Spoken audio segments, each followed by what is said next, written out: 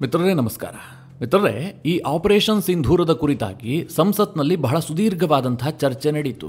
ವಿಪಕ್ಷಗಳು ಭಾರಿ ಡಿಮ್ಯಾಂಡ್ ಮಾಡ್ತಾ ಇದ್ವು. ಆಪರೇಷನ್ ಸಿಂಧೂರ ನಡೆದಂತಹ ದಿನದಿಂದಲೂ ಕೂಡ ವಿಪಕ್ಷಗಳ ಡಿಮ್ಯಾಂಡ್ ಒಂದೇ ಆಗಿತ್ತು. ಇದರ ಬಗ್ಗೆ ವಿಶೇಷವಾದಂತಹ ಅಧಿವೇಶನ ಕರಿಬೇಕು, ಅಲ್ಲಿ ಚರ್ಚೆ ಆಗಬೇಕು, ಎಷ್ಟು ಫೈಟರ್ ಜೆಟ್ಗಳು ಬಿದ್ವು, ಯಾಕೋಸ್ಕರವಾಗಿ ಯುದ್ಧ ವಿರಾಮವನ್ನು ಘೋಷಿಸಲಾಯಿತು, ಟ್ರಂಪ್ ಫೋನ್ ಮಾಡಿದ್ರಾ ಇಲ್ವಾ, ನರೇಂದ್ರ ಮೋದಿ ಅವರು ಟ್ರಂಪ್ ಮಾತು ಕೇಳಿದ್ರಾ ಇಲ್ವಾ, ಇದೆಲ್ಲದರ ಬಗ್ಗೆ ಮುಕ್ತವಾಗಿ ಚರ್ಚೆ ಆಗಬೇಕು ಅಂತ ವಿಪಕ್ಷಗಳು ಡಿಮ್ಯಾಂಡ್ ಇಡ್ತಾ ಇದ್ವು. ಮಿತ್ರರೇ, ವಿಪಕ್ಷಗಳ ಬೇಡಿಕೆ ತಪ್ಪು ಅಂತ ಹೇಳೋದಕ್ಕೆ ಸಾಧ್ಯ ಇಲ್ಲ. ಆದರೆ ಅವರು ಒಂದಷ್ಟು ಜವಾಬ್ದಾರಿಯುತವಾಗಿ ನಡೆದುಕೊಳ್ಳಬೇಕಾಗಿತ್ತು. ಆದರೆ ಆ ಜವಾಬ್ದಾರಿಗಳು ವಿಪಕ್ಷದಲ್ಲಿ ಕಾಣಿಸ್ಲಿಲ್ಲ. ಅದೇನೇ ಇರಲಿ, ಮಳೆಗಾಲದ ಅಧಿವೇಶನದಲ್ಲಿ ಇದಕ್ಕೆ ಚರ್ಚೆಗೆ ಅವಕಾಶವನ್ನು ಕೊಡಲಾಯಿತು. ಬಹಳ ಸುದೀರ್ಘವಾದಂತಹ ಚರ್ಚೆ ನಡೆಯಿತು. ಈ ಆಪರೇಷನ್ ಸಿಂಧೂರದ ಕುರಿತಾಗಿ ವಿಪಕ್ಷದ ಸದಸ್ಯರು ಮಾತನಾಡುವಂತಹ ಸಂದರ್ಭದಲ್ಲಿ ಕೆಲ ಪಕ್ಷಗಳ ಸದಸ್ಯರು ಒಂದು ಮಟ್ಟಿನ ಜವಾಬ್ದಾರಿಯನ್ನು ಪ್ರದರ್ಶನ ಮಾಡಿದ್ರು. ನಾವು ಏನೇ ಆಗಿದ್ರೂ ಕೂಡ, ಪಕ್ಷ ಯಾವುದೇ ಆಗಿದ್ರೂ ಕೂಡ ನಾವೆಲ್ಲರೂ ಭಾರತೀಯರು ಅನ್ನುವಂತಹ ಭಾವನೆ ಕೆಲ ಸದಸ್ಯರಲ್ಲಿ ಎದ್ದು ಕಾಣ್ತಾ ಇತ್ತು. ಆದರೆ ಪ್ರಮುಖ ವಿಪಕ್ಷವಾದಂತಹ ಕಾಂಗ್ರೆಸ್ ಆ ಮಟ್ಟಿನ ಜವಾಬ್ದಾರಿಯನ್ನು ಪ್ರದರ್ಶನ ಮಾಡಿದೆ ಅಂತ ನನಗಂತೂ ಅನಿಸಿಲ್ಲ. ರಾಹುಲ್ ಗಾಂಧಿಯವರು ಭಾರಿ ಆಕ್ರೋಶಭರಿತವಾಗಿ ಒಂದಷ್ಟು ಪ್ರಶ್ನೆಯನ್ನ ಕೇಳುವಂತಹ ಪ್ರಯತ್ನ ಮಾಡಿದ್ರು. ಅದೆಲ್ಲದಕ್ಕೂ ಪ್ರಧಾನಿ ನರೇಂದ್ರ ಮೋದಿ ಅವರು ಅಷ್ಟೇ ತೀವ್ರವಾಗಿ ಉತ್ತರವನ್ನ ಕೂಡ ಕೊಟ್ಟರು. ಆದರೆ ಈ ಇಡೀ ಚರ್ಚೆ ಆಯ್ತಲ್ಲ, ಅಥವಾ ಈ ಆಪರೇಷನ್ ಸಿಂಧೂರ ಆಯ್ತಲ್ಲ, ಇದರಿಂದಾಗಿ ಕಾಂಗ್ರೆಸ್ ಪಕ್ಷಕ್ಕೆ ಲಾಭ ಆಗಿದ್ದಕ್ಕಿಂತಲೂ ಹೆಚ್ಚಾಗಿ ನಷ್ಟ ಆಗಿದ್ದೇ ಜಾಸ್ತಿ. ಇದನ್ನು ಹೇಳಿದಾಗ ಕೆಲವರಿಗೆ ಆಶ್ಚರ್ಯ ಆಗಬಹುದು, ಅದೇ ಕಾಂಗ್ರೆಸ್ ಪಕ್ಷಕ್ಕೆ ಲಾಭ ನಷ್ಟ ಆಗುತ್ತೆ ಅಂತ. ಮಿತ್ರರೇ, ಇಡೀ ಕಾಂಗ್ರೆಸ್ ಪಕ್ಷ ಎರಡು ಭಾಗ ಆಗಿ ಹೋಗಿದೆ. ಕಾಂಗ್ರೆಸ್ನ ಪ್ರಮುಖ ಇಬ್ಬರು ನಾಯಕರು ಈಗ ಪಕ್ಷದಿಂದ ಹೊರ ಹೋಗ್ತಾರ ಅನ್ನುವಂತಹ ಚರ್ಚೆ ಉದ್ಭವ ಆಗಿದೆ. ಹೀಗೆ ಹೇಳಿದಂತಹ ಸಂದರ್ಭದಲ್ಲಿ ನಿಮಗೆಲ್ಲ ಒಂದು ಹೆಸರು ನೆನಪಾಗಿರುತ್ತೆ, ಅದು ಶಶಿ ತರೂರ್ ಅವರ ಹೆಸರು. ಆದರೆ ಈಗ ಆಪರೇಷನ್ ಸಿಂಧೂರದ ಚರ್ಚೆ ಆಯ್ತಲ್ಲ, ಈ ಸಂದರ್ಭದಲ್ಲಿ ಇನ್ನೋರ್ವ ದೊಡ್ಡ ನಾಯಕ ಕಾಂಗ್ರೆಸ್ನ ವಿರುದ್ಧ ಮುನಿಸಿಕೊಂಡಿದ್ದಾರೆ. ಆ ದೊಡ್ಡ ನಾಯಕನೂ ಕೂಡ ಈಗ ಕಾಂಗ್ರೆಸ್ಗೆ ಕೈ ಕೊಡಬಹುದು ಅನ್ನುವಂತಹ ಚರ್ಚೆಗಳು ಆರಂಭಗೊಂಡಿದೆ. ಅವರ ನಡೆ, ಅವರ ಹಾವಭಾವ, ಅವರು ಮಾಡಿದಂತಹ ಟ್ವೀಟ್, ಇದೆಲ್ಲವೂ ಕೂಡ ಇದನ್ನೇ ತೋರಿಸ್ತಾ ಇದೆ. ಮಿತ್ರರೇ, ಇದರ ಕುರಿತಾಗಿ ಸ್ವಲ್ಪ ಡೀಟೇಲ್ ಆಗಿ ನಿಮಗೆ ಮಾಹಿತಿ ಕೊಡುವಂತಹ ಪ್ರಯತ್ನ ಮಾಡ್ತೀನಿ. ನೀವು ಈ ವಿಡಿಯೋನ ಕೊನೆವರೆಗೂ ಮಿಸ್ ಮಾಡದೆ ನೋಡಿ. ಮಿತ್ರರೇ, ಈ ಆಪರೇಷನ್ ಸಿಂಧೂರದ ಕುರಿತಾಗಿ ಲೋಕಸಭೆಯಲ್ಲಿ ಯಾವ ರೀತಿಯಾಗಿ ಚರ್ಚೆ ಆಯಿತು, ರಾಜನಾಥ್ ಸಿಂಗ್ ಏನು ಹೇಳಿದ್ರು, ಅಮಿತ್ ಶಾ ಏನು ಹೇಳಿದ್ರು, ಖರ್ಗೆ, ಪ್ರಿಯಾಂಕಾ ಗಾಂಧಿ ಇವರೆಲ್ಲ ಏನೇನು ಹೇಳಿದ್ರು, ಅದಕ್ಕೆ ಏನು ಉತ್ತರ ಸಿಕ್ತು, ಇದೆಲ್ಲದನ್ನು ನಿಮಗೆ ತಿಳಿಸಿದ್ದೆ. ಆದರೆ ಅಂತಿಮವಾಗಿ ಪ್ರಧಾನಿ ನರೇಂದ್ರ ಮೋದಿ ಅವರು ಮಾತನಾಡಿದ್ರು. ಇದಕ್ಕೂ ಮುಂಚೆ ವಿಪಕ್ಷ ನಾಯಕ ರಾಹುಲ್ ಗಾಂಧಿ ಅವರು ಕೂಡ ಒಂದು ಸುದೀರ್ಘವಾದಂತಹ ಭಾಷಣ ಮಾಡಿದ್ರು. ರಾಹುಲ್ ಗಾಂಧಿ ಭಾಷಣದಲ್ಲಿ ಏನಿತ್ತು ಕೇಳಿದ್ರೆ, ಪ್ರಧಾನಿ ನರೇಂದ್ರ ಮೋದಿ ಅವರು ಯುದ್ಧ ವಿರಾಮ ಘೋಷಿಸುವಂತಹ ಸಂದರ್ಭದಲ್ಲಿ ಟ್ರಂಪ್ ಅವರ ಒತ್ತಡಕ್ಕೊಳಗಾದ್ರು, ನರೇಂದ್ರ ಮೋದಿ ಸರೆಂಡರ್ ಆದ್ರು ಅನ್ನೋದನ್ನ ರಾಹುಲ್ ಗಾಂಧಿ ರಿಪೀಟ್ ಮಾಡಿದ್ರು. ಇದಕ್ಕೂ ಮುಂಚೆ ರಾಹುಲ್ ಗಾಂಧಿ ಏನ್ ಹೇಳಿದ್ರು ಕೇಳಿದ್ರೆ, ರಾಜನಾಥ್ ಸಿಂಗ್ ಅವರು ಆಪರೇಷನ್ ಸಿಂಧೂರದ ಮಾಹಿತಿ ಕೊಡುವಂತಹ ಸಂದರ್ಭದಲ್ಲಿ ನಾವು ಆಪರೇಷನ್ ಸಿಂಧೂರ ಆರಂಭ ಮಾಡಿ 9 ಟಾರ್ಗೆಟ್ಗಳನ್ನು ಉಡಾಯಿಸಿದ್ವಿ. ಅದಾದ ಬಳಿಕ ನಾವು ಪಾಕಿಸ್ತಾನಕ್ಕೆ ಮಾಹಿತಿಯನ್ನ ಕೊಟ್ವಿ. ಪಾಕಿಸ್ತಾನದ ಡಿಜಿಎಂಒಗೆ ನಮ್ಮ ಡಿಜಿಎಂಒ ಕರೆ ಮಾಡಿಬಿಟ್ಟು ನಾವು 9 ಟಾರ್ಗೆಟ್ಗಳನ್ನು ಗುರಿ ಮಾಡಿ ದಾಳಿ ಮಾಡಿದೀವಿ, ಇಲ್ಲಿಗೆ ನಮ್ಮ ದಾಳಿ ಮುಕ್ತಾಯ ಆಗ್ಬಿಡ್ತು, ನಮ್ಮ ಗುರಿ ಈಡೇರಿದೆ, ಇಲ್ಲಿಗೆ ಯುದ್ಧ ನಿಲ್ಲಿಸಿದೀವಿ ಅಂತ ಹೇಳಿದ್ರು. ಅಲ್ಲಿಗೆ ಭಾರತ ಸರ್ಕಾರ ಆರಂಭದಲ್ಲೇ ಸರೆಂಡರ್ ಆಗಿಬಿಡ್ತು ಅಂತ ಹೇಳಿ ರಾಹುಲ್ ಗಾಂಧಿ ವಾಗ್ದಾಳಿ ಮಾಡಿದ್ರು. ಹಾಗೆ ಮಾತು ಮುಂದುವರಿಸ್ತಾ ನಂತರ ಟ್ರಂಪ್ ಬಂದ್ಬಿಟ್ಟು ಮಧ್ಯಪ್ರವೇಶ ಮಾಡಿ ಭಾರತವನ್ನ ಸರೆಂಡರ್ ಮಾಡಿಸಿದ್ರು. ಟ್ರಂಪ್ಗೆ ನರೇಂದ್ರ ಮೋದಿ ಅವರು ಸರೆಂಡರ್ ಆದ್ರು ಅಂತ ಮತ್ತೆ ಸರೆಂಡರ್ ಮಾತು ಹೇಳಿದ್ರು. ಮಿತ್ರರೇ, ರಾಹುಲ್ ಗಾಂಧಿ ಅವರಿಗೆ ಭಾರತ ಸರೆಂಡರ್ ಆಗಿದೆ ಅನ್ನೋದನ್ನ ಸಾಬೀತು ಮಾಡೋದಕ್ಕೆ ಅದೆಷ್ಟು ಉತ್ಸಾಹವೋ ನನಗಂತೂ ಗೊತ್ತಿಲ್ಲ. ಇಲ್ಲಿ ಅವರದೇ ಲಾಜಿಕ್ ಅನ್ನ ಇಟ್ಕೊಂಡು ಮಾತನಾಡೋದಾದ್ರೆ, ಅಂದ್ರೆ ರಾಹುಲ್ ಗಾಂಧಿ ಸಂಸತ್ನಲ್ಲಿ ಏನ್ ಹೇಳಿದ್ರು ಅದನ್ನೇ ಮುಂದಿಟ್ಕೊಂಡು ಮಾತನಾಡೋದಾದ್ರೆ, ಈ ಆರಂಭದಲ್ಲೇ ಸರೆಂಡರ್ ಆದ ಮೇಲೆ ಟ್ರಂಪ್ ಬಂದು ಸರೆಂಡರ್ ಮಾಡಿಸುವಂತಹ ಮಾತೆಲ್ಲಿ? ಭಾರತ 9 ಟಾರ್ಗೆಟ್ಗಳನ್ನು ಉಡಾಯಿಸಿದ ತಕ್ಷಣ ಪಾಕಿಸ್ತಾನಕ್ಕೆ ಫೋನ್ ಮಾಡಿ ಹೇಳ್ತಲ್ಲ ನಮ್ಮ ದಾಳಿ ಮುಕ್ತಾಯ ಆಗಿದೆ ಅಂತ. ಇದನ್ನೇ ರಾಹುಲ್ ಗಾಂಧಿ ಸರೆಂಡರ್ ಅಂತ ಹೇಳ್ತಾ ಇದ್ದಾರೆ. ಅಲ್ಲಿ ಭಾರತ ಸರೆಂಡರ್ ಆಗಿದೆ ಅಂತ ಆದ್ಮೇಲೆ ಟ್ರಂಪ್ ಅವರ ಮಧ್ಯಪ್ರವೇಶದ ಅವಶ್ಯಕತೆಯೇ ಇಲ್ವಲ್ಲ. ಅನಂತರ ಅದೇ ರಾಹುಲ್ ಗಾಂಧಿ ಹೇಳ್ತಾ ಇದಾರಲ್ಲ, ಟ್ರಂಪ್ ಅವರ ಮಾತಿಗೆ ಮಣಿದು ಮೋದಿ ಅವರು ಸರೆಂಡರ್ ಆದ್ರು ಅಂತ. ಹಾಗಾಗಿದ್ದೇ ಆದ್ರೆ ಮೊದಲಿಗೆ ಸರೆಂಡರ್ ಆಗಿಲ್ಲ ಅಂತಲೇ ಅರ್ಥ ತಾನೆ. ಮಿತ್ರರೇ, ಇಲ್ಲಿ ನಿಮಗೆ ಅರ್ಥ ಆಗ್ತಾ ಇದೆ ಅಂತ ನಾನು ಭಾವಿಸಿದ್ದೀನಿ. ಯಾಕೆಂದ್ರೆ ಇದು ರಾಹುಲ್ ಗಾಂಧಿ ಅವರು ಮಾತನಾಡಿರೋದು ಅಷ್ಟು ಸುಲಭಕ್ಕೆ ಯಾರಿಗೂ ಅರ್ಥ ಆಗೋದಿಲ್ಲ. ಇದಾಗ್ತಿದ್ದ ಹಾಗೆ ರಾಹುಲ್ ಗಾಂಧಿ ಹೇಳಿದ್ರು, ಟ್ರಂಪ್ ಅವರು 29 ಬಾರಿ ಯುದ್ಧ ವಿರಾಮವನ್ನು ನಾನೇ ಮಾಡಿಸಿದ್ದು ಅಂತ ಹೇಳ್ಕೊಂಡಿದ್ದಾರೆ. ಆದ್ರೆ ನಮ್ಮ ನರೇಂದ್ರ ಮೋದಿ ಅವರಿಗೆ ಅದು ಸುಳ್ಳು ಅಂತ ಹೇಳುವಂತಹ ದಮ್ಮಿಲ್ಲ, ತಾಕತ್ತಿಲ್ಲ, ಹೀಗಂತ ರಾಹುಲ್ ಗಾಂಧಿ ವಾಗ್ದಾಳಿ ಮಾಡಿದ್ರು. ಅದಾಗ್ತಿದ್ದ ಹಾಗೆ ಮಿತ್ರರೇ, ಮೋದಿ ಮಾತನಾಡಿದ್ರಲ್ಲ, ಆಗ ಬಹಳ ಸ್ಪಷ್ಟವಾಗಿ ಹೇಳಿದ್ರು, ಈ ಯುದ್ಧವನ್ನು ನಿಲ್ಲಿಸುವಲ್ಲಿ ಯಾವುದೇ ವಿದೇಶಿ ನಾಯಕರ ಮಧ್ಯಪ್ರವೇಶ ಆಗಿಲ್ಲ ಅಂತ ಬಹಳ ಸ್ಪಷ್ಟ ಶಬ್ದಗಳಲ್ಲಿ ಮೋದಿ ಅವರು ಹೇಳಿದ್ರು. ಆದರೆ ಅದನ್ನು ಕೇಳಿಸ್ಕೊಂಡು ಹೊರಗೆ ಬಂದಂತಹ ರಾಹುಲ್ ಗಾಂಧಿ ಏನ್ ಹೇಳಿದ್ರು ಗೊತ್ತಾ? ಮೋದಿ ಎಲ್ಲೂ ಕೂಡ ಟ್ರಂಪ್ ಅವರ ಹೆಸರೇ ಹೇಳಿಲ್ಲ. ಜೊತೆಗೆ ಮೋದಿ ಎಲ್ಲೂ ಕೂಡ ತನ್ನ ಭಾಷಣದಲ್ಲಿ ಚೀನಾದ ಹೆಸರು ಹೇಳಿಲ್ಲ. ಈ ಯುದ್ಧದಲ್ಲಿ ಚೀನಾ ಪಾಕಿಸ್ತಾನಕ್ಕೆ ಸಪೋರ್ಟ್ ಮಾಡಿತ್ತು, ನಾನು ಮೊದಲಿನಿಂದಲೂ ಕೂಡ ಹೇಳ್ತಾ ಇದ್ದೆ. ಆದರೆ ರಾಜನಾಥ್ ಸಿಂಗ್ ಆಗ್ಲಿ ಅಥವಾ ನರೇಂದ್ರ ಮೋದಿ ಅವರಾಗ್ಲಿ ಚೀನಾದ ಹೆಸರನ್ನ ಹೇಳುವಂತಹ ತಾಕತ್ತನ್ನೇ ಪ್ರದರ್ಶನ ಮಾಡಿಲ್ಲ. ಮಿತ್ರರೇ, ವಿದೇಶಾಂಗ ನೀತಿಯ ಗಂಧಗಾಳಿ ಗೊತ್ತಿಲ್ಲದಂಥವರು ಏನು ಬೇಕಾದರೂ ಹೇಳಬಹುದು. ಸದ್ಯದ ಪರಿಸ್ಥಿತಿ ಏನಿದೆ, ಭಾರತ ಮತ್ತು ಚೀನಾದ ಸಂಬಂಧ ಸುಧಾರಣೆ ಆಗಬೇಕು ಅಂತೇಳಿ ಎರಡೂ ದೇಶಗಳು ಪ್ರಯತ್ನ ಮಾಡ್ತಾ ಇದ್ದಾವೆ. ಭಾರತ ಕೂಡ ಯತ್ನ ಮಾಡ್ತಾ ಇದೆ, ಚೀನಾ ಕೂಡ ಅದೇ ರೀತಿಯ ಉತ್ಸಾಹವನ್ನು ತೋರಿಸ್ತಾ ಇದೆ. ಜೊತೆಗೆ ರಷ್ಯಾ RICಯನ್ನು ಪುನಃ ಸ್ಥಾಪಿಸಬೇಕು ಅಂತ ಪ್ರಯತ್ನ ಮಾಡ್ತಾ ಇದೆ. ಇದರ ಬಗ್ಗೆ ನಾನು ಹಿಂದೆ ವಿಡಿಯೋ ಮಾಡಿ ನಿಮಗೆ ತಿಳಿಸ್ಕೊಟ್ಟಿದ್ದೆ. ಇಂತಹ ಸಂದರ್ಭದಲ್ಲಿ ಭಾರತದ ಪ್ರಧಾನಿ ಸಂಸತ್ನಲ್ಲಿ ನಿಂತ್ಕೊಂಡು ಚೀನಾದ ಹೆಸರು ಹೇಳಿಬಿಟ್ಟು ಚೀನಾವನ್ನು ಟೀಕಿಸಿದ್ದೆ ಆದರೆ ಅದು ಎರಡೂ ದೇಶಗಳ ಸಂಬಂಧದ ಮೇಲೆ ಯಾವ ರೀತಿಯಾದಂತಹ ಪರಿಣಾಮ ಬೀರುತ್ತೆ ಅಂತ ಊಹೆ ಮಾಡಿಕೊಳ್ಳಿ. ಈ ವಿದೇಶಾಂಗ ನೀತಿ ಎನ್ನುವಂಥದ್ದು ಬಹಳ ಸೂಕ್ಷ್ಮವಾದಂತಹ ವಿಚಾರ. ಈ ಕಾಂಗ್ರೆಸ್ನವರ ಪ್ರಶ್ನೆಗೆ ಜೈಶಂಕರ್ ಅವರು ಮಾತನಾಡುವಂತಹ ಸಂದರ್ಭದಲ್ಲೇ ಉತ್ತರ ಕೊಟ್ಟಿದ್ದಾರೆ. ಚೀನಾ ಮತ್ತು ಪಾಕಿಸ್ತಾನದ ಸಂಬಂಧ ಗಟ್ಟಿಯಾಗಿದ್ದು ಯಾವಾಗಿನಿಂದ ಅಂತ ದಾಖಲೆ ಸಮೇತ ಉತ್ತರ ಕೊಟ್ಟಿದ್ದಾರೆ. ಇದೇನು ನರೇಂದ್ರ ಮೋದಿ ಅವರ ಕಾಲದಲ್ಲಿ ಆಗಿದ್ದಲ್ಲ ಅಥವಾ ನರೇಂದ್ರ ಮೋದಿ ಅವರು ಇದಕ್ಕೆ ಕಾರಣ ಅಲ್ಲ ಅನ್ನೋದನ್ನ ಬಹಳ ಸ್ಪಷ್ಟ ಶಬ್ದಗಳಲ್ಲಿ ಜೈಶಂಕರ್ ಅವರೇ ಉತ್ತರಿಸಿದ್ದಾರೆ. ಅಷ್ಟಾದ ಮೇಲೂ ಕೂಡ ರಾಹುಲ್ ಗಾಂಧಿ ಮತ್ತೆ ಹೇಳ್ತಾ ಇದ್ದಾರೆ ನರೇಂದ್ರ ಮೋದಿ ಅವರು ಚೀನಾದ ಹೆಸರನ್ನ ಪ್ರಸ್ತಾಪ ಮಾಡಿಲ್ಲ ಅಂತ. ಇದನ್ನು ಕೇಳಿದಾಗ ಏನ್ ಅನ್ಸುತ್ತೆ ಅಂತಂದ್ರೆ ರಾಹುಲ್ ಗಾಂಧಿ ಅವರ ಉದ್ದೇಶ ಏನು?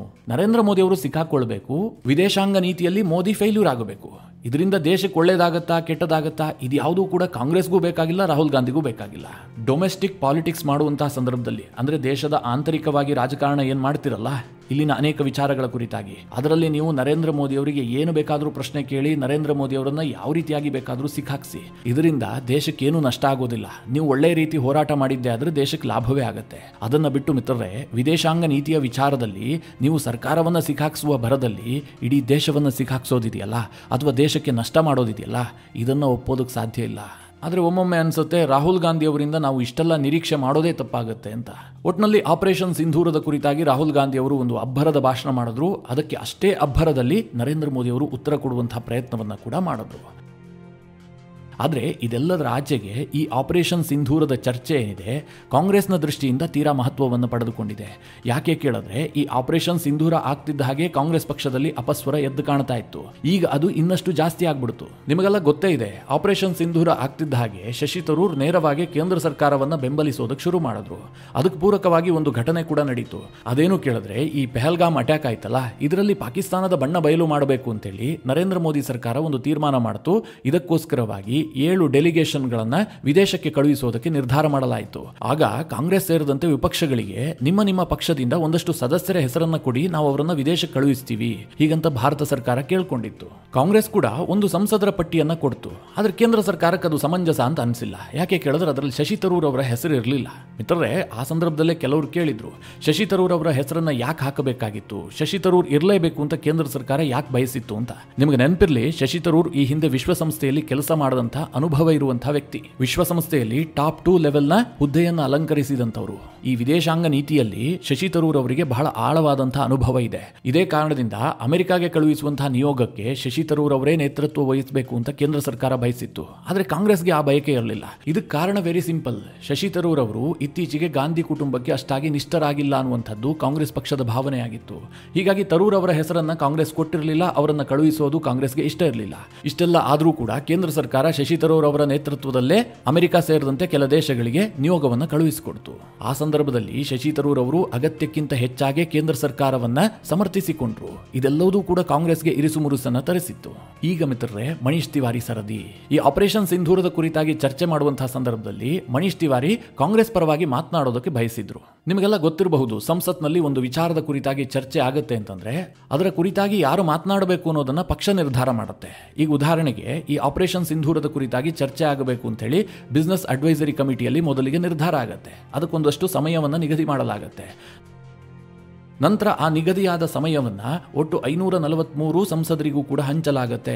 ಒಬ್ಬೊಬ್ಬರಿಗೆ ಒಂದೊಂದು ನಿಮಿಷ ಬಂತು ಅಂತಂದ್ರೆ ಆ ಪಕ್ಷದಲ್ಲಿ ಎಷ್ಟು ಜನ ಇದಾರೋ ಅಷ್ಟು ನಿಮಿಷವನ್ನ ಆ ಪಕ್ಷಕ್ಕೆ ಕೊಡಲಾಗುತ್ತೆ. ಈಗ ಉದಾಹರಣೆಗೆ ಕಾಂಗ್ರೆಸ್ಗೆ 3 ಗಂಟೆ ಕಾಲಾವಕಾಶ ಸಿಕ್ತು ಅಂತ ಅಂದುಕೊಳ್ಳಿ. ಆ 3 ಗಂಟೆಯನ್ನ ಯಾರ್ಯಾರಿಗೆ ಹಂಚಬೇಕು ಅಂತ ಹೇಳಿ ಕಾಂಗ್ರೆಸ್ ಪಕ್ಷ ನಿರ್ಧಾರ ಮಾಡುತ್ತೆ. ಈ ವಿಚಾರವಾಗಿ ಯಾರಿಗೆ ಸಾಮರ್ಥ್ಯ ಇದೆ ಅಂತ ಪಕ್ಷ ನಿರ್ಧಾರ ಮಾಡುತ್ತೆ. ಅವರಿಗೆ ಇಂತಿಷ್ಟು ಸಮಯವನ್ನ ಕೂಡ ಹಂಚಲಾಗುತ್ತೆ. ಕಾಂಗ್ರೆಸ್ ಏನ್ ಮಾಡ್ತು? ಗೌರವ್ ಗೊಗೊಯ್ ಮಾತನಾಡಬೇಕು, ಪ್ರಿಯಾಂಕಾ ವಾದ್ರಾ ಮಾತನಾಡಬೇಕು, ರಾಹುಲ್ ಗಾಂಧಿ ಮಾತನಾಡಬೇಕು, ಕೆಲ ಸಂಸದರು ಮಾತನಾಡಬೇಕು ಅಂತ ಅವರು ನಿರ್ಧಾರ ಮಾಡಿದ್ರು. ಈ ಸಂದರ್ಭದಲ್ಲಿ ಮನೀಶ್ ತಿವಾರಿಯೂ ಕೂಡ ನನಗೂ ಸಮಯಾವಕಾಶ ಕೊಡಿ ಅಂತ ಕೇಳ್ಕೊಂಡಿದ್ರಂತೆ. ಆದರೆ ಮನೀಶ್ ತಿವಾರಿ ಮಾತನಾಡೋದು ಬೇಡ ಅಂತ ಕಾಂಗ್ರೆಸ್ ಪಕ್ಷ ನಿರ್ಧಾರ ಮಾಡಿತು. ಇದು ಮನೀಶ್ ತಿವಾರಿ ಅವರ ಆಕ್ರೋಶಕ್ಕೆ ಕಾರಣ ಆಗಿದೆ. ಅವರು ಈಗ ಓಪನ್ ಆಗಿ ಆಕ್ರೋಶವನ್ನು ಹೊರಹಾಕಿದ್ದಾರೆ. ತನ್ನ ಟ್ವಿಟರ್ ಖಾತೆಯಲ್ಲಿ ಭಾರತ್ ಕಾ ರೆಹನೆ ವಾಲಾ ಹೂ, ಭಾರತ್ ಕಿ ಬಾತ್ ಸುನಾತಾ ಹೂ ಹೀಗಂತ ಬಾಲಿವುಡ್ ಗೀತೆಯೊಂದನ್ನ ಬರೆದುಕೊಂಡಿದ್ದಾರೆ. ಯಾಕೆ ಮನೀಶ್ ತಿವಾರಿಗೆ ಕಾಂಗ್ರೆಸ್ ಪಕ್ಷ ಅವಕಾಶ ಕೊಟ್ಟಿಲ್ಲ ಅಂತಂದ್ರೆ, ಈಗ ಶಶಿ ತರೂರ್ ಬಗ್ಗೆ ಹೇಗೆ ಡೌಟ್ ಇದೆಯೋ, ಅವರು ಪಕ್ಷದ ಪರವಾಗಿ ಮಾತನಾಡೋದಿಲ್ಲ, ಅವರು ನರೇಂದ್ರ ಮೋದಿ ಅವರ ಪರವಾಗಿದ್ದಾರೆ ಅಥವಾ ಬಿಜೆಪಿ ಪರವಾಗಿ ಅವರ ನಿಷ್ಠೆ ಇದೆ ಅಂತ ಹೇಗೆ ಕಾಂಗ್ರೆಸ್ಗೆ ಡೌಟ್ ಇದೆಯೋ, ಅದೇ ರೀತಿಯಾಗಿ ಮನೀಶ್ ತಿವಾರಿ ಅವರ ಬಗ್ಗೆಯೂ ಕೂಡ ಡೌಟ್ ಇದೆ. ಮನೀಶ್ ತಿವಾರಿ ಕೂಡ ವಿದೇಶಕ್ಕೆ ಹೋದಂತಹ ಡೆಲಿಗೇಷನ್ನ ಭಾಗ ಆಗಿದ್ರು. ಈಗೇನಾದರೂ ಲೋಕಸಭೆಯಲ್ಲಿ ಮಾತನಾಡುವಂತಹ ಸಂದರ್ಭದಲ್ಲಿ ಕೇಂದ್ರವನ್ನ ಟೀಕಿಸೋದರ ಬದಲಾಗಿ ಕೇಂದ್ರದ ನಿರ್ಧಾರವನ್ನ ಅಥವಾ ಆಪರೇಷನ್ ಸಿಂಧೂರದ ಕುರಿತಾಗಿ ಒಳ್ಳೊಳ್ಳೆಯ ಮಾತುಗಳನ್ನು ಆಡಿದ್ದೇ ಆದರೆ, ಅಥವಾ ವಿದೇಶಕ್ಕೆ ಹೋದಂತಹ ಸಂದರ್ಭದಲ್ಲಿ ಅವರಿಗಾದಂತಹ ಅನುಭವವನ್ನು ಹಂಚಿಕೊಂಡಿದ್ದೇ ಆದರೆ, ಭಾರತದ ನೀತಿಯನ್ನು ಇನ್ಯಾವುದೋ ದೇಶ ಸ್ವಾಗತಿಸಿದೆ, ಭಾರತದ ಆಪರೇಷನ್ ಸಿಂಧೂರಕ್ಕೆ ಇನ್ಯಾವುದೋ ದೇಶ ಬೆಂಬಲ ಸೂಚಿಸಿದೆ, ಇಂತಹ ಮಾತುಗಳನ್ನು ಮನೀಶ್ ತಿವಾರಿ ಲೋಕಸಭೆಯಲ್ಲಿ ಹೇಳಿದ್ದೇ ಆದರೆ, ಅದು ರಾಹುಲ್ ಗಾಂಧಿ ಅವರ ಈ ಅಜೆಂಡಾ ಏನಿದೆ, ಆಪರೇಷನ್ ಸಿಂಧೂರ ಫೇಲ್ಯೂರ್ ಆಗಿಬಿಟ್ಟಿದೆ, ನರೇಂದ್ರ ಮೋದಿ ಅವರಿಗೆ ಹಿನ್ನಡೆ ಆಗಿಬಿಟ್ಟಿದೆ, ನರೇಂದ್ರ ಮೋದಿ ಸರೆಂಡರ್ ಆಗಿದ್ದಾರೆ, ಈ ಒಂದು ನರೇಟಿವ್ಗೆ ವಿರುದ್ಧವಾಗಿಬಿಡುತ್ತೆ. ಹೀಗಾಗಿ ಮನೀಶ್ ತಿವಾರಿಗೆ ಅವಕಾಶ ಕೊಡಬಾರದು ಅಂತ ಕಾಂಗ್ರೆಸ್ ನಿರ್ಧಾರ ಮಾಡಿತು. ಇದರಿಂದ ಮನೀಶ್ ತಿವಾರಿ ಸಿಕ್ಕಾಪಟ್ಟೆ ಕೋಪಗೊಂಡಿದ್ದಾರೆ ಎನ್ನುವಂಥದ್ದು ಎದ್ದು ಕಾಣ್ತಾ ಇದೆ. ಅವರು ಬಹಿರಂಗವಾಗಿ ಅದನ್ನು ತೋರಿಸ್ತಾ ಇದ್ದಾರೆ ಕೂಡ. ಅಲ್ಲಿಗೆ ಈ ಆಪರೇಷನ್ ಸಿಂಧೂರ ಪಾಕಿಸ್ತಾನಕ್ಕೆ ಸರಿಯಾದ ಏಟನ್ನು ಕೊಟ್ಟಿದೆ ನಿಜ. ಇನ್ನೊಂದು ಕಡೆಯಲ್ಲಿ ವಿಪಕ್ಷವನ್ನು ಕೂಡ ಇಬ್ಬಾಗ ಮಾಡ್ತಾ ಈ ಒಂದು ಪ್ರಶ್ನೆಯನ್ನು ಕೂಡ ಮೂಡಿಸಿದೆ. ಯಾಕೆಂದರೆ ಶಶಿ ತರೂರ್ ಕೂಡ ಈಗ ಕಾಂಗ್ರೆಸ್ನಿಂದ 2 ಹೆಜ್ಜೆ ಹೊರಗಿಟ್ಟಂತೆ ಕಾಣ್ತಾ ಇದೆ. ಈಗ ಅದಕ್ಕೆ ಮನೀಶ್ ತಿವಾರಿ ಕೂಡ ಆ್ಯಡ್ ಆಗಿದ್ದಾರೆ. ನಿಮಗೆ ನೆನಪಿರಲಿ ಮಿತ್ರರೇ, ಮನೀಶ್ ತಿವಾರಿ ಕಾಂಗ್ರೆಸ್ನ ದೊಡ್ಡ ನಾಯಕರಲ್ಲೊಬ್ರು. ಈ ಬಾರಿ ಅವರನ್ನ ವಿಪಕ್ಷದ ನಾಯಕನನ್ನಾಗಿ ಮಾಡಲಾಗುತ್ತೆ ಎನ್ನುವಂತಹ ಚರ್ಚೆ ಇತ್ತು. ಮನೀಶ್ ತಿವಾರಿ ಬಹಳ ಉತ್ತಮ ಸಂಸದೀಯ ಪಟು. ಈಗ ಗೌರವ್ ಗೊಗೊಯ್ ಹೇಗೆ ಕಾಂಗ್ರೆಸ್ ಅನ್ನು ಸಮರ್ಥಿಸಿಕೊಳ್ತಾ ಇದ್ದಾರಲ್ವಾ, ಅಥವಾ ಕೆ ಸಿ ವೇಣುಗೋಪಾಲ್ಗೆ ಕಾಂಗ್ರೆಸ್ನಲ್ಲಿ ಯಾವ ರೀತಿಯಾದಂತಹ ಸೀನಿಯಾರಿಟಿ ಇದೆಯೋ ಅದೇ ರೀತಿಯಾದಂತಹ ಸೀನಿಯಾರಿಟಿ, ಅದೇ ರೀತಿಯಾದಂತಹ ವಾಕ್ಪಟುತ್ವ ಇದೆಲ್ಲವೂ ಕೂಡ ಮನೀಶ್ ತಿವಾರಿ ಅವರಿಗಿದೆ. ಈ ಹಿಂದೆ ಮನಮೋಹನ್ ಸಿಂಗ್ ಅವರ ಸರ್ಕಾರದಲ್ಲಿ ಸುದೀರ್ಘವಾಗಿ ಕೇಂದ್ರದಲ್ಲಿ ಮಂತ್ರಿ ಕೂಡ ಆದಂಥವರು. ಅಂತಹ ಮನೀಶ್ ತಿವಾರಿಯನ್ನ ಈಗ ಕಾಂಗ್ರೆಸ್ ಪಕ್ಷ ಬದಿಗೊತ್ತುತ್ತಾ ಇದೆ. ಹೀಗಾಗಿ ಶಶಿ ತರೂರ್, ಮನೀಶ್ ತಿವಾರಿ ಇವರೆಲ್ಲರೂ ಕೂಡ ಪಕ್ಷದಿಂದ ಹೊರನಡೆಯುವಂತಹ ಸಾಧ್ಯತೆಗಳಿದೆ ಎನ್ನುವಂತಹ ಚರ್ಚೆ ಹುಟ್ಟು ಹಾಕಿದೆ. ರಾಷ್ಟ್ರೀಯ ಮಾಧ್ಯಮಗಳಲ್ಲಿ ಈ ಬಗ್ಗೆ ದೊಡ್ಡ ಮಟ್ಟದಲ್ಲೇ ಚರ್ಚೆ ಆಗ್ತಾ ಇದೆ. ಮಿತ್ರರೇ, ಈ ಎಲ್ಲ ಬೆಳವಣಿಗೆಗಳ ಕುರಿತಾಗಿ ನಿಮ್ಮ ಅನಿಸಿಕೆ, ಅಭಿಪ್ರಾಯಗಳೇನು? ಕಮೆಂಟ್ ಮಾಡುವ ಮೂಲಕ ನಮಗೆ ತಿಳಿಸಿ. ಹಾಗೆ ನಿಮಗೆ ಈ ವಿಡಿಯೋ ಇಷ್ಟವಾದರೆ ಲೈಕ್ ಮಾಡಿ. ಜೊತೆಗೆ ನೀವಿನ್ನೂ ನಿಮ್ಮ ನೆಚ್ಚಿನ ಸಂಸ್ಕಾರ ಸೌರಭ ಯೂಟ್ಯೂಬ್ ಚಾನಲ್ನ ಸಬ್ಸ್ಕ್ರೈಬ್ ಮಾಡಿಲ್ಲ ಅಂತಾದರೆ ಈ ಕೂಡಲೇ ಸಬ್ಸ್ಕ್ರೈಬ್ ಮಾಡಿ. ಮುಂದಿನ ಎಲ್ಲ ಅಪ್ಡೇಟ್ಗಳ ನೋಟಿಫಿಕೇಷನ್ಗಾಗಿ ಬೆಲ್ ಐಕಾನ್ ಒತ್ತಿ.